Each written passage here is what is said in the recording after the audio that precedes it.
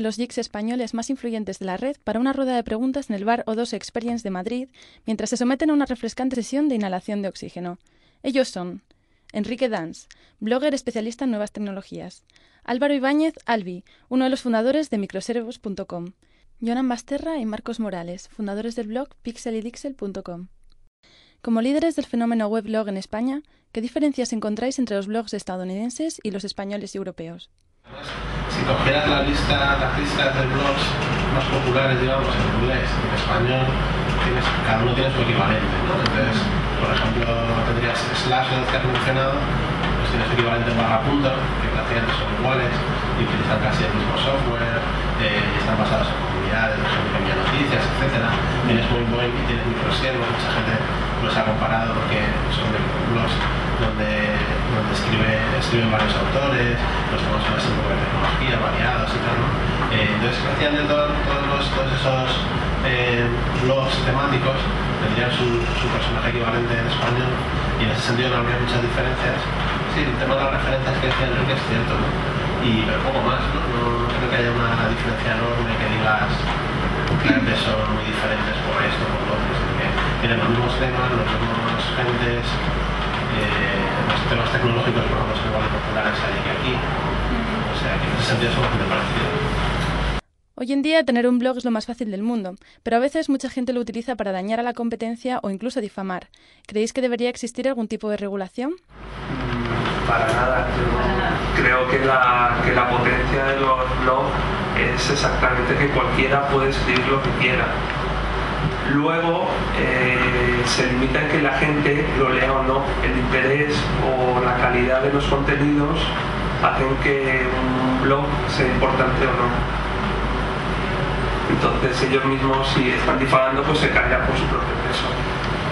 ¿O no? O no. O tendrán muchísimo éxito. ¿Cómo veis el panorama web 2.0 en España? Web 2.0 es un término bastante difícil de definir y bastante interpretado de muchas maneras, ¿no? Yo quiero interpretarlo como el cambio de papel o el cambio de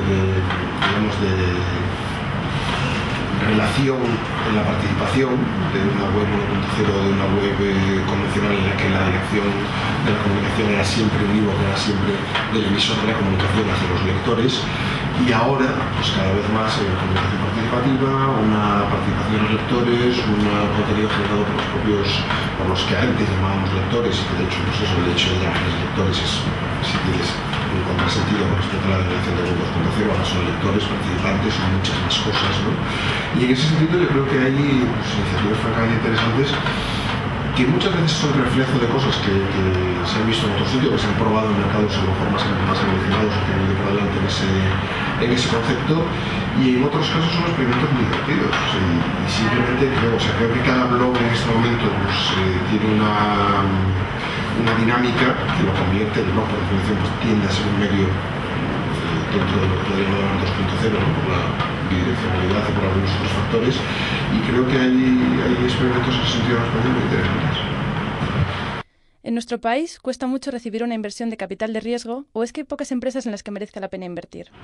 Es que la calidad del capital de riesgo, del estudio de inversión que hace el capital de riesgo en España es penoso, malísimo. O sea, no se han empezado ni siquiera a enterar de cómo evaluar un proyecto de este tipo. Entonces el capital de riesgo español, salvando excepciones tipo más casi business angel, de inversores individuales que sí pueden tener algún tipo de interés personal con determinado tipo de proyectos, o inversiones corporativas, inversiones de una empresa a la que le interesa adquirir una posición en un mercado determinado, es lo que comentabas antes, yo creo, más que capital de riesgo. Salvo ese tipo de casos, el capital de riesgo en España no es capital de riesgo. A nivel tecnológico es muy inactivo, profundamente inactivo, y además no tiene ni idea de cómo evaluar esas inversiones.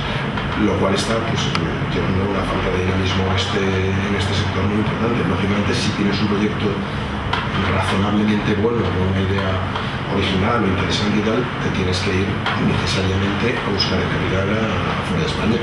¿Consideráis que las empresas de Internet españolas con futuro deben expandirse a Latinoamérica? Hay como dos escuelas, y te puedo dar mi opinión como la experiencia personal de los últimos años de haber estado en varias empresas que han hecho eso y que no han hecho eso, ¿no? La época en la que trabajé en Terra, por ejemplo, eso era una prioridad.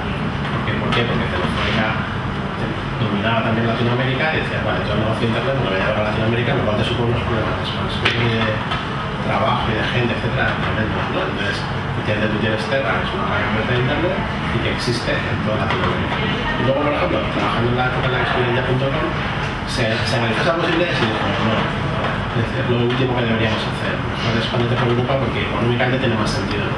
Entonces, alguien dijo, yo creo que fue, de hecho, Garcés, cuando trabajaba en ya.com, que él, incluso viniendo de Argentina y Estados Unidos y conociendo España y todos los mercados, decía, y escribió un artículo al respecto que venía a decir algo así como, ¿por qué los países de Latinoamérica, en el área tecnológica y internet, etcétera, nunca jamás despegaron? Entonces te enumeraba una lista de razones que era bastante, si las veías tenían sentido, ¿no? Entonces te daba números y te daba unas explicaciones por las que veías que, bueno, que intentaras hacer negocio allí y potencialmente pareciera que era muy interesante porque hay mucha gente y muchas conexiones a internet todavía por ser contratadas y muchos negocios por explotar, etcétera. En realidad económicamente no tiene sentido. Entonces, digamos que existen estas dos escuelas, ¿no? La gente que ya tiene allí empresas y pues prefiere llevarse el negocio y replicarlo porque les resulta fácil, tipo Telefónica, y el resto que a lo mejor pues tiene que analizarlo y decir, bueno, ¿podría hacer algo alguna vez de negocio en Argentina, en México, etcétera? También es cierto que hay diferencias muy grandes entre ciertos países, ¿no? No es lo mismo México